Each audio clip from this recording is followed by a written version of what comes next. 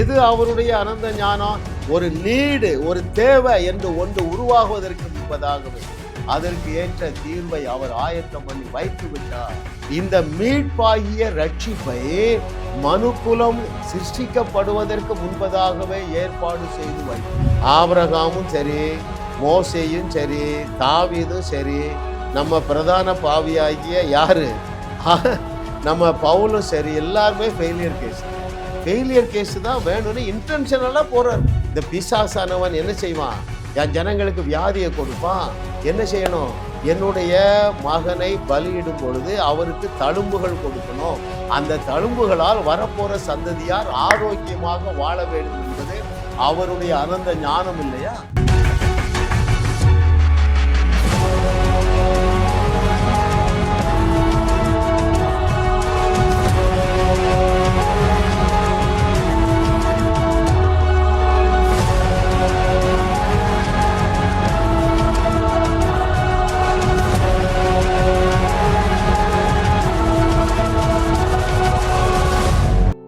நம்மை சகல சத்தியத்திற்குள்ளேயும் நடத்துகிற தேவனுடைய ஆவியானவர் தாமே இன்னும் உங்களுக்கும் எனக்கு பிரகாசமுள்ள மனக்கண்களை தந்திருவாராக. ஆமென். 238வது அவருடைய அனந்த ஞானம், பரமனுக்கேது பதஷ்டம். மிக முக்கியமான கேள்விக்கு தேவனுடைய ஆவியானவர் பதில் சொல்ல போகிறார். ரைட்? பரமனுக்கு ஏது பதஷ்டம்? அதாவது யெகோவா தேவனே நம்முடைய பரம தந்தையாக இருக்கிறார். ரைட்? அவருக்கு எந்த பதஷ்டமும் கிடையாது. அதைத்தான் நாம் இன்றைக்கு கற்றுக்கொள்ள போறோம். பாருங்களேன், எந்த சூழ்நிலையிலும் அவர் பதஷ்டப்பட்டதே இல்லை, இனிமேலும் அவர் பதஷ்டப்பட போறதும் இல்லை. அல்லேலூயா. ஓ தேங்க்யூ லார்ட். ஏனென்றால் ரொம்ப சிம்பிளா டைரக்டா நான் சப்ஜெக்டுக்கு வந்துடுறேன். ஏன் தேவன் பதஷ்டப்படுறது இல்லைன்னா பாருங்க, இப்போ உதாரணத்துக்கு பாருங்களேன், உங்க வீட்டில் கேஸ் காலி ஆயிருது, திடீர்னு பார்த்தா அடுப்பு ஆஃப் ஆயிருது, கேஸ் இல்லை இல்லையா? ஒரு நீடு ஒன்று அரைஸ் ஆகுது. இதே வேளையில உங்களிடத்துல இன்னொரு சிலிண்டர் இருக்குதுன்னு வைங்களேன், நீங்கள் பதஷ்டப்படவே மாட்டீர்கள். அந்த கிரைசிஸ் வர முன்னாடியே நீங்கள் இன்னொரு ஆயத்தம் செய்து வைத்திருக்கிறீர்கள். The very same way. அதை போலவே ஒரு சேலஞ்சு வர முன்னாடியே அதற்கு தீர்வை தேவன் தன்னுடைய அனந்த ஞானத்தின்படி ஆயத்தப்படுத்தி வைத்திருக்கிறதுனால அவர் பதஷ்டப்படுறதே இல்லை. அதுதான் இன்னைக்கு கண்டென்ட். சரிங்களா? ரைட்? ஹல்லேலூயா. அது அவருடைய அனந்த ஞானம். எது அவருடைய அனந்த ஞானம்? ஒரு நீடு, ஒரு தேவை என்று ஒன்று உருவாகுவதற்கு முன்பதாகவே அதற்கு ஏற்ற தீர்வை அவர் ஆயத்தம் பண்ணி வைத்து விட்டார். ஹல்லேலூயா. அப்படிப்பட்ட மேலான வாழ்க்கைக்கு நம்மை அழைக்கிறோம். ஆமென்.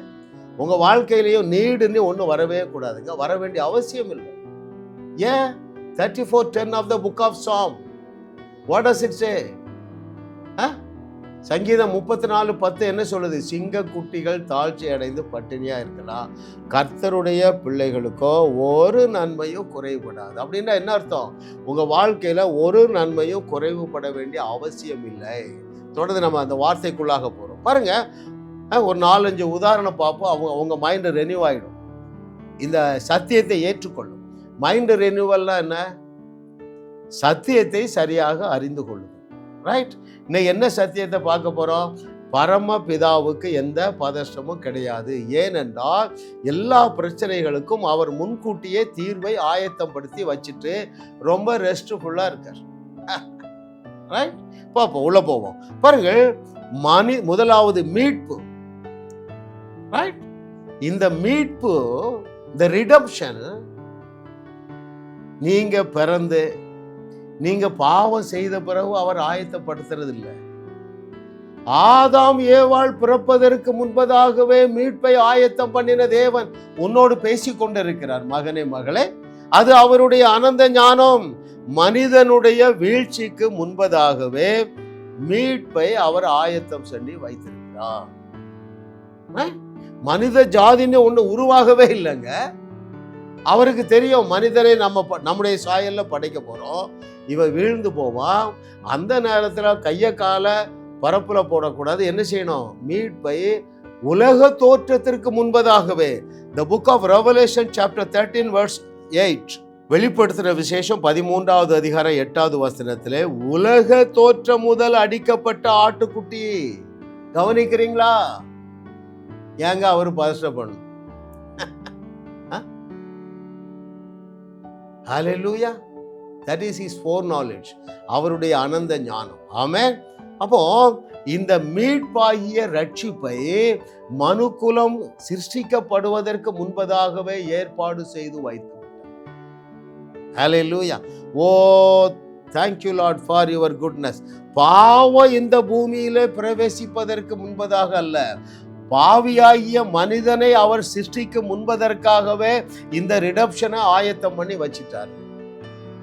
ஸோ அவருக்கு எந்த டென்ஷனும் கிடையாது, எந்த எக்ஸைட்மெண்ட்டும் கிடையாது. ஆமே. இந்த ட்ரூத்தை நீங்கள் அறிஞ்சிங்கன்னா நீங்கள் நிறைய அற்புதம் செய்வீங்க. அற்புதம் நடக்கும் பொழுது பதஷ்டப்பட மாட்டீங்க, பரவசம் அடைய மாட்டீங்க.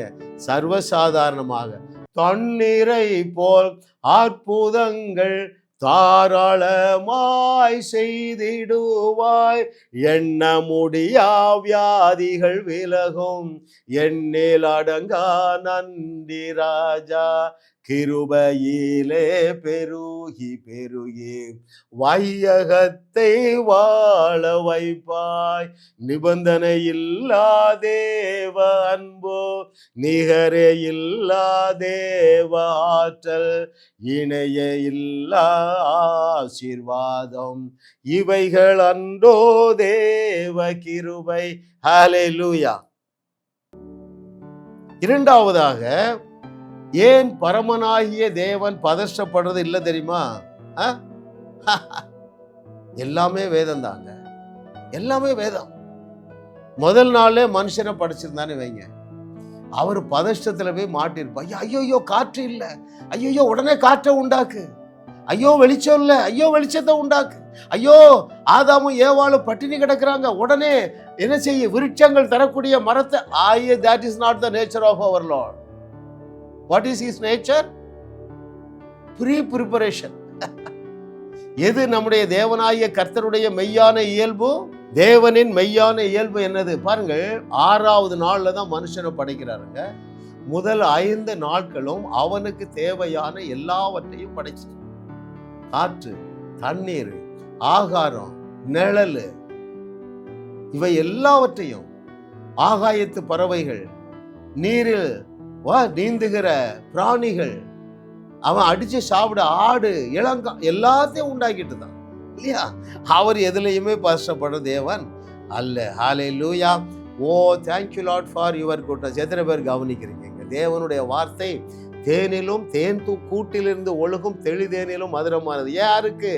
சத்தியத்தை சரியாக அறிந்திருக்கிறவுடைய பிரசங்கத்தை கேட்கிறவங்க. எனக்கு பலர் சொல்றாங்க, பிரதர் இந்த செய்தியை நான் 20 நேரம் கேட்டேன். நான் உடனே கேட்பேன், பிரதர் உங்களுக்கு போர் அடிக்கலையா? இல்லை பிரதர்ங்கிறாங்க. ஏன்? தேனிலும் தேன் கூட்டிலிருந்து ஒழுகும் தெளிதேனிலும் மதுரமான தேவனுடைய வார்த்தையை மாம்சமாக்கி கொண்டவர்கள். இப்ப இந்த வார்த்தையெல்லாம் எனக்கு மாம்சமாயிற்று, அனுபவமாக மாறிவிட்டது. அதனாலதான் குதூகலத்தோடு உங்களை உயிர்ப்பிக்கும்படியாக தேவனுடைய ஆவியானவர் என்னை உற்சாகப்படுத்துறார். ஆமென். ஹல்லேலூயா. பாருங்கள், 3வது, எதையெல்லாம் அவர் முன்கூட்டியே ஆயத்தம் பண்ணி ரொம்ப பீஸ்ஃபுல்லா பதஷ்டம் இல்லாம இருக்கார் தெரியுமா? 400 வருஷம் அடிமைத்தனம். நாள் வந்துட்டு என்ன செய்யணும்? ஜனங்களை வெளியே கொண்டு போகணும். ஓ சாரி, யாரை கொண்டு இவங்களை வெளியே கொண்டு போறது? அப்படி என்று தேவன் பதஷ்டப்படவில்லை. ஆமென். ஏற்கனவே என்ன செஞ்சிட்டாரு? ஒரு திக்கு வாயினை ரெடி பண்ணிட்டாரு. எத்தனை பேரு புரியுதுங்க? ஹல்லேலூயா. ஓ thank you Lord for your goodness. 400 ஆண்டுகள் அடிமைத்தனத்தில் இருந்த தம்முடைய ஜனங்களை விடுவிக்க அந்த நாள் வருவதற்கு முன்பதாகவே மோசேயை ஆயத்தம் பண்ணி வைத்திருந்தார். அவனுக்கு யாரு? ரட்சகன். இஸ்ரவேலர்களை ரட்சிக்க ரட்சகனாக ஒரு ஆடு மேய்த்து கொண்டிருந்தவனை ஆயத்தம் படுத்தி வைத்திருந்தார். கவனிக்கிறீங்களா? ரைட். நான் யோசித்து பார்க்கிறேன். 25 லட்சம் ஜனங்கள், அப்ப இவர்களை வெளியே கொண்டு வரணும்னா எத்தனை ஆயிரம் பேர் வேணுங்க? அவருடைய ஆனந்த ஞானத்தை நீங்க மெடிடேட் பண்ணுங்க. ஒரு ஆளும் அற்புதமும் போதும். எத்தனை பேர் புரியுதுங்க? புரிந்து கொள்ளுகிறவர்கள் நீங்கள் பயங்கரமான அற்புதம் செய்யுங்க. ஐயா, மிகப்பெரிய ப்ராஜெக்ட், மிகப்பெரிய ப்ராஜெக்ட். தோல்வி அடைந்தவன் என்று தன்னை நினைத்து கொண்டிருந்த, வீட்டு மாப்பிள்ளையா இருந்த, கொலை செய்த பயங்காளியாகிய திக்குவாயனை தெரிந்தெடுத்தார். எதுக்கு? ராஜாக்களை திக்கு முக்காட செய்ய திக்குவாயனை தெரிந்தெடுத்த தேவன் உன்னோடு பேசிக் கொண்டிருக்கிறார். ஐயா, அந்த வட்டத்துக்குள்ளதான் நீ இருக்கிறா. உன்னுடைய பிளஸ் பாயிண்ட் என்ன தெரியுமா? உன்னுடைய தோல்விதான். பேசும்போது சிலர் நினைக்கிறீங்க, அங்கிள் நீங்கெல்லாம் நிறைய பைபிள் தெரியும், நீங்கெல்லாம் நல்லவங்க, நீங்கெல்லாம் உங்கள் லைஃப்பில் சக்ஸஸ். ஒன்று சொல்லட்டுமா? ஆபிரகாமும் சரி, மோசேயும் சரி, தாவீதும் சரி, நம்ம பிரதான பாவியாகிய யாரு நம்ம பவுலும் சரி, எல்லாருமே ஃபெயிலியர் கேஸுங்க. ஃபெயிலியர் கேஸ் தான் வேணும்னு இன்டென்ஷனலாக போறாரு.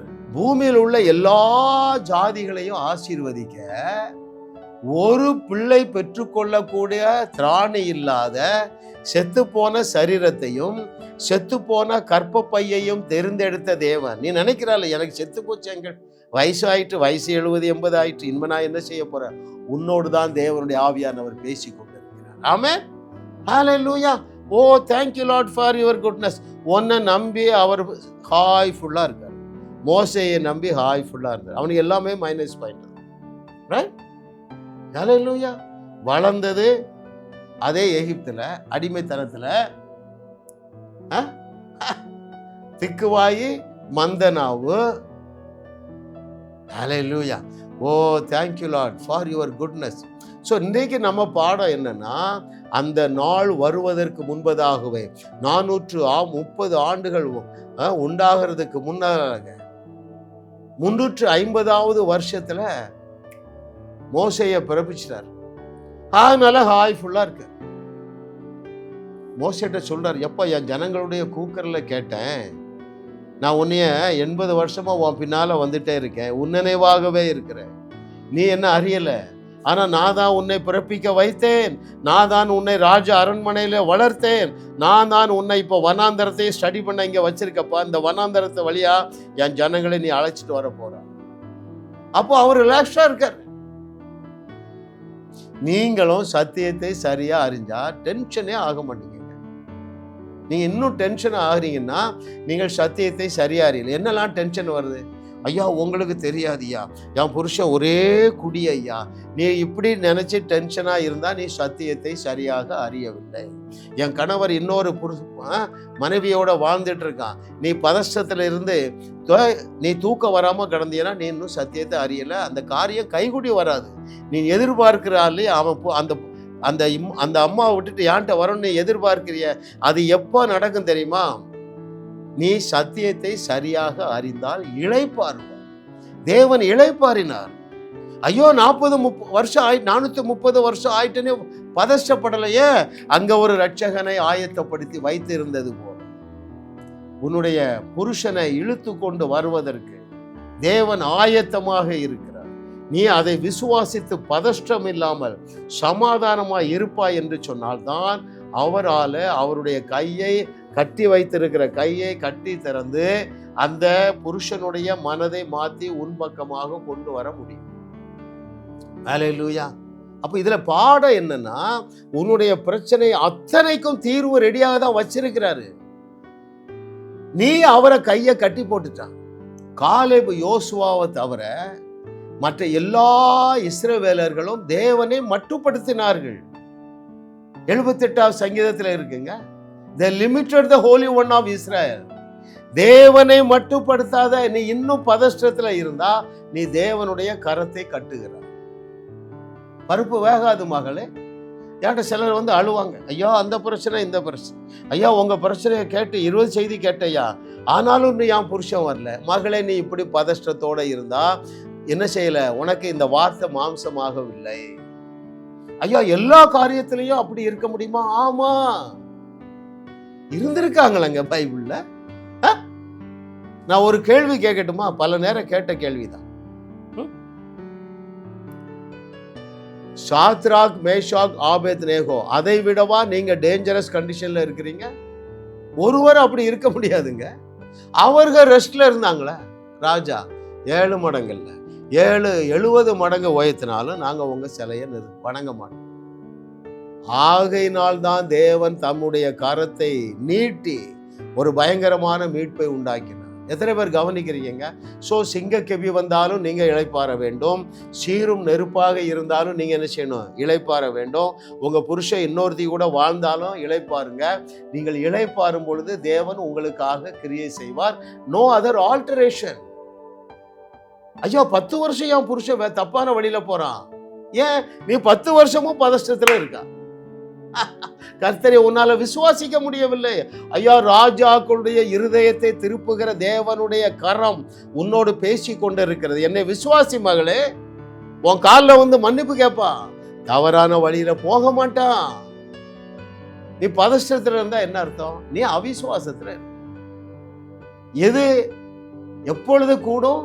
விசுவாசிக்கிறவர்களுக்கு எல்லாம் கூடும், அவிசுவாசிக்கிறவர்களுக்கு எதுவும் கூடாது.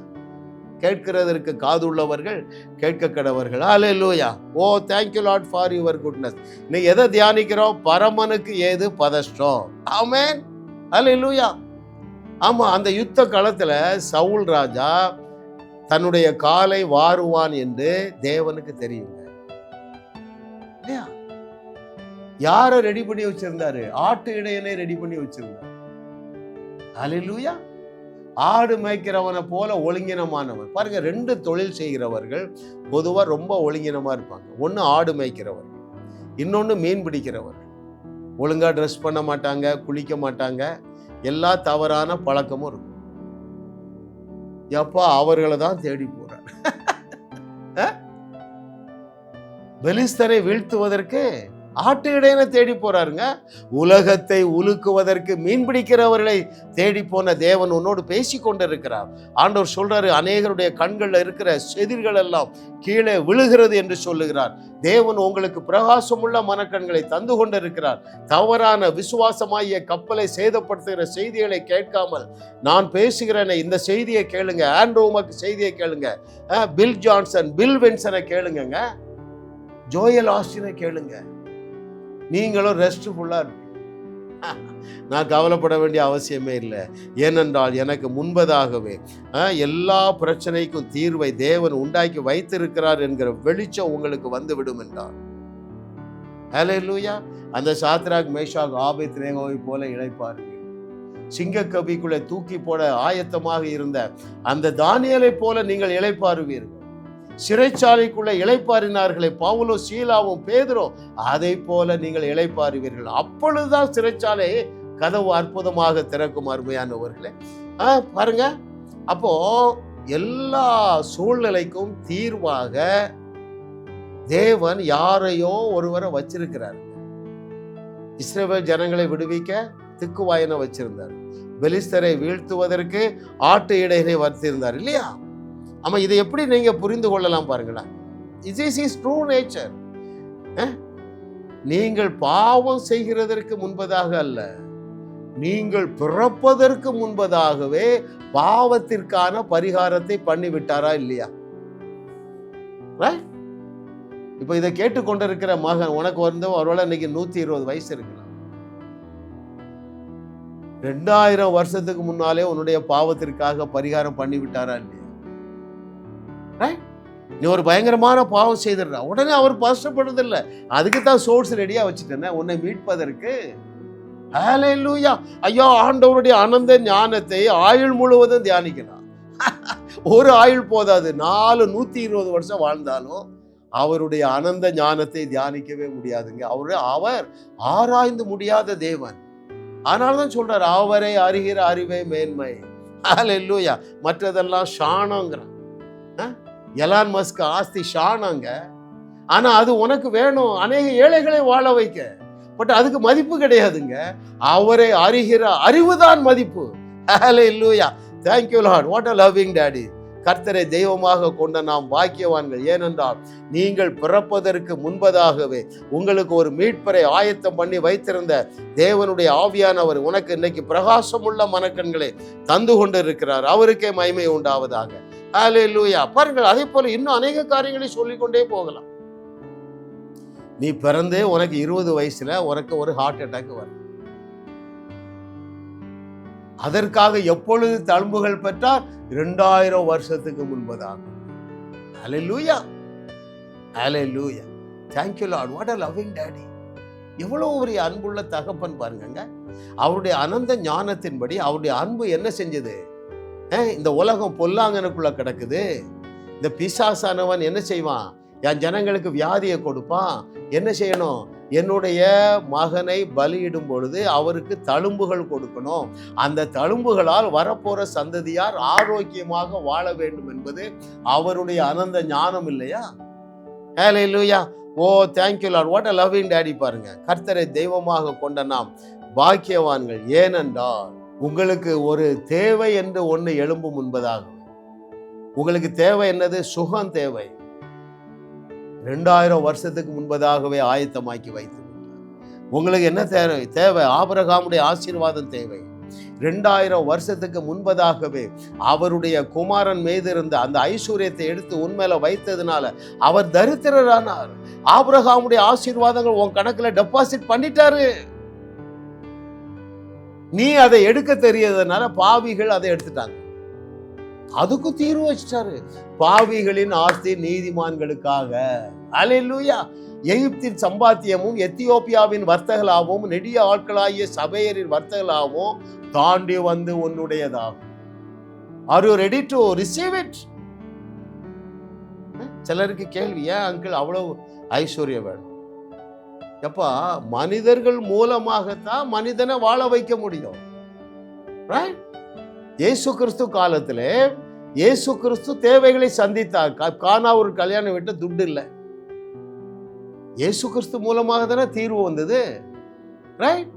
25,000 பேர் சாப்பிடணுங்க. 5 அப்போ 2 மீனை பெருக பண்ணாரு. யார் மூலமாக? இயேசு மூலமாக. 21வது நூற்றாண்டிலே தேவன் உன்னுடைய வங்கி கணக்கில் வைத்திருக்கிற அந்த ஆபிரகாமுடைய பூமி தாங்க முடியாத ஐஸ்வர்யங்களை எடுத்து எண்ணற்ற ஏழைகளை வாழ வைக்கும்படியாக தேவன் உன்னை என்னோடு இணைத்திருக்கிறார்.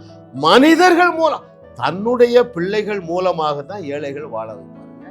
எத்தனை உதாரணம் வேணுங்க?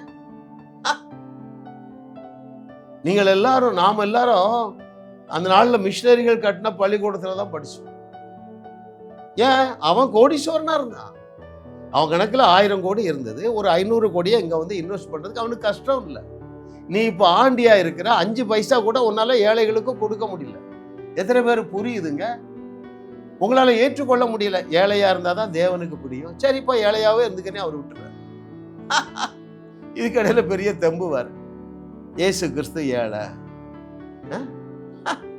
எப்பா, இயேசு கிறிஸ்துவுக்கு ஆஸ்தி தாங்க முடியாம இருந்தது. ஏன்? அநேக ஸ்திரீகள் தங்கள் ஆஸ்திகளால் இயேசு கிறிஸ்துவுக்கு ஊழியம் செய்தாங்க. அதனாலதான் அவர் ட்ரெஷரர் வச்சிருந்தார். எங்க போனாலும் ஒரு கேஷியர் வச்சிருந்தார். அல்லேலூயா. கர்த்தரை தெய்வமாக கொண்ட நீங்கள் பாக்கியவான். இதை கேட்டுக்கொண்டு இருக்கிற அநேகர், நீங்க இன்னும் டாக்ஸ் கட்ட ஆரம்பிக்கல. ஏன்? ஏழையா இருக்கிறீங்க. பொய்யை நம்பிட்டீங்க. உங்க பாஸ்டர் சொன்ன பொய்யை நம்பிட்டீங்க. நான் ஏழையா இருந்தாதான் ஏசப்பாவுக்கு பிடிக்கும். எப்ப இயேசு கிறிஸ்து டாக்ஸ் கட்டினார் தெரியும்ல?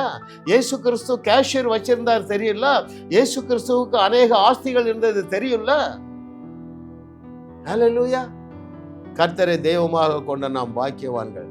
ஹல்லேலூயா. இப்போ கடைசியாக 21வது நூற்றாண்டிலே பூமியிலே காணப்படுகிற அத்தனை பிரச்சனைக்கும் அந்த பிரச்சனை ஏற்படுவதற்கு முன்பதாகவே தேவன் உன்னை தீர்வாக வைத்திருக்கிறார். இந்த சத்தியத்தை எத்தனை பேர் ஏற்றுக்கொள்ள போகிறீர்கள்? ஆமென். நீங்க தான் தீர்வுங்க. ஹல்லேலூயா. கோடா கோடியாய் நீ பெருகி எண்ணற்ற ஏழைகளை வாழ வைப்பாய். எதற்காக உனக்கு ஆபிரகாமுடைய ஆசீர்வாதம் வேண்டும்? கோடா கோடியாய் நீ பெருகி எண்ணற்ற ஏழைகளை வாழ வைக்க. அருமையானவர்களே, 2 கொரிந்தியர் 9:8 பவுல் எழுதுறாரு, சகலவித நற்கிரியைகளிலும் நாம பெருகணும்.